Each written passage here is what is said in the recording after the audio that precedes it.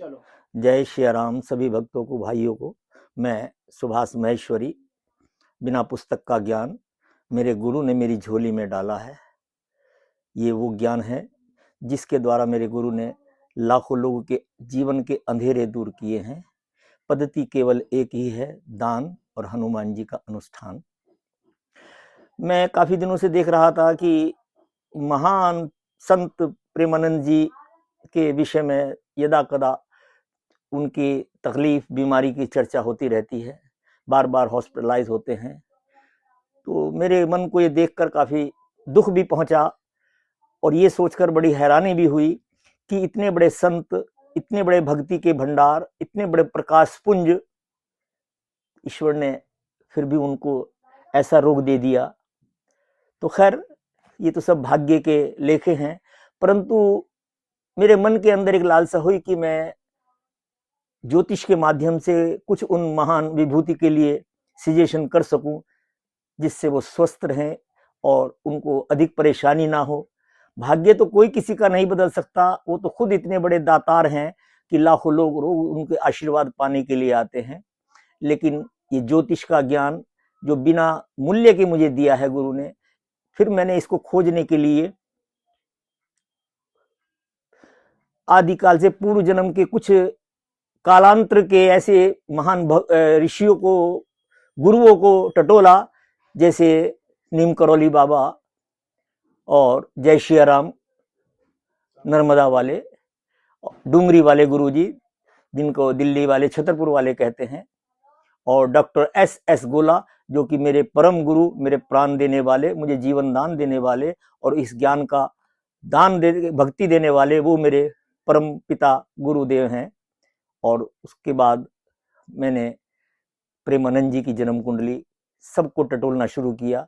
Google से उनकी डेटे उठाकर जब मैंने देखा, जो पाया, अनुमान तो मुझको था कि गुरु और केतु की युति निर्भय, निष्कंटक, समानांतर, एक दूरी पर दोनों की युति बिना किसी पाप प्रभाव के त्रिकोण के अंदर हो, तो ये जन्मों की भक्ति का भंडार संग्रह उसके जीवन में भक्ति का रस लाता है।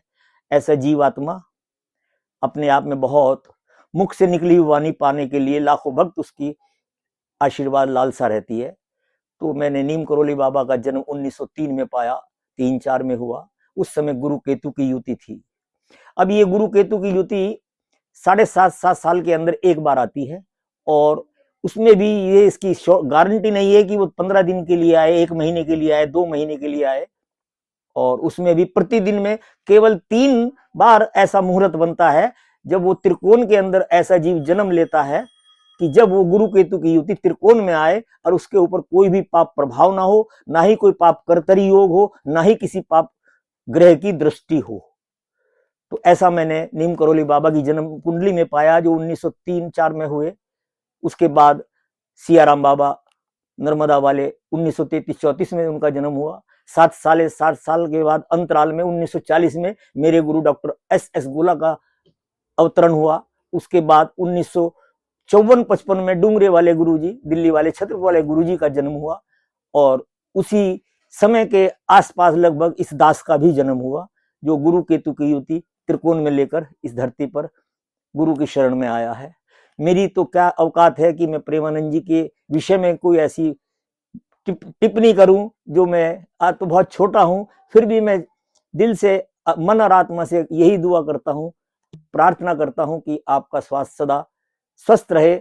आपके चाहने वाले बहुत लाखों करोड़ों लोग आपके दिन रात दुआएं करते हैं, परंतु गुरु का मेरा दिया हुआ ज्योतिष का ज्ञान, दान और हनुमान जी का नाम, मैंने जब जन्म कुंडली देखी तो सभी गुरु केतु की युति में मैंने वो ही पाया जो प्रसिद्धि है, जो भक्ति का रस है, जो भक्ति भंडार है, सभी कुछ है।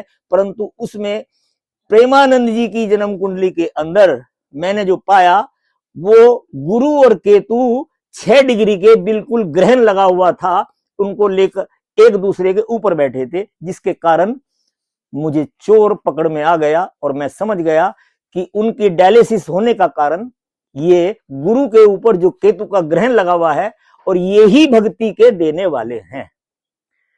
अब ये तो स्पष्ट हो गया, दुनिया ने देख लिया, और विज्ञान के लिए एक चुनौती बन गई कि गुरु प्रेमानंद जी स्वयं अपनी मंत्र चिकित्सा कर रहे हैं, जिसके कारण मेडिकल भी फेल हो गया।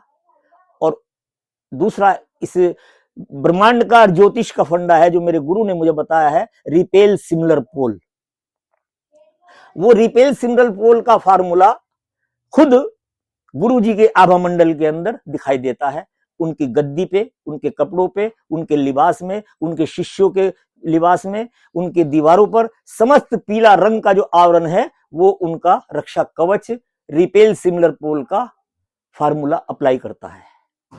अब आवश्यकता है थोड़े दान की, जो मैं समझता हूं प्रभु करे कि दान तो आपका भंडारा सदा होता रहता है आप जैसे महान आत्माओं के आश्रमों में, परंतु विशेष यदि चाय, सफेद चना और केला निरंतर हर भक्त को, आने वाले को प्रसाद स्वरूप यदि दिया जाए तो आपके आशीर्वाद के साथ साथ भक्तों की दी हुई प्रार्थना आपके लिए दीर्घायु और स्वस्थ रखे। मेरी भी यही कामना है कि आप स्वस्थ रहे। यदि मुझे अवसर मिला तो एक अनुष्ठान भी जो केवल गोले का होता है, देसी घी और गोले से किया जाता है, जिससे रक्षा कवच और मजबूत बनता है, रेड वेव्स का, वो और आवश्यक है।